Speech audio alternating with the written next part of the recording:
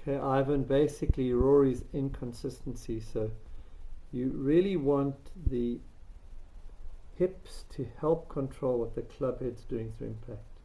That's what the greatest players do. So basically, if you look at Jack Nicklaus here, you see once he drops the arms down, now the hips are in sync with the club head. So you can see that it's like a carousel. The engine controls what the horses are doing on the outside. So the stomach controls what the club head's doing.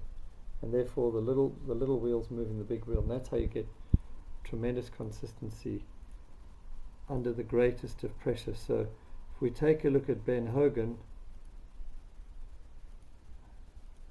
we'll see that this is an older swing of his. Once he drops the arms down, let me get rid of those other lines. You'll see he does exactly that.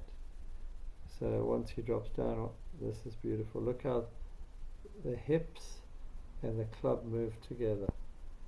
There's the squash shot with the right elbow dropping and hitting the squash ball, combined with the rotary effect of the hips, the discus throw. And that's what I was explaining to you. If you do those two together, you've got a beautiful golf swing. So the hips clearly are moving here. We see that in old Tiger Woods. I'll show you that from 2000 because that's a fantastic golf swing. And then we'll go to Rory and you'll see the little hitch that he's got. And we'll end with that. So just make this a very brief video. I'll get rid of the lines from earlier. Okay, and here we see Tiger goes back. His head moves a little bit. He winds up, winds the hips together with the arms. Then he drops the arms, and now there's no stopping the hips. See, that's a beautiful release. The hips thrust the club, and that's what you want for playing golf under pressure. And then if we look at Rory, we see the little stop that he has, and sometimes it's better than the others, and when it stops, obviously he can hit any kind of shot. When he lost the Masters that year, he had the hooks, and we'll see it here. So his backswing better than Tiger's, I think, today. Toes turned out. Look how his weight goes into his right leg. So he's got more time. The arms drop down nicely.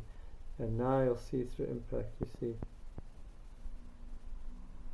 the hips do a little jiggle. They stop and then they go. They go, they stop, and then they go again.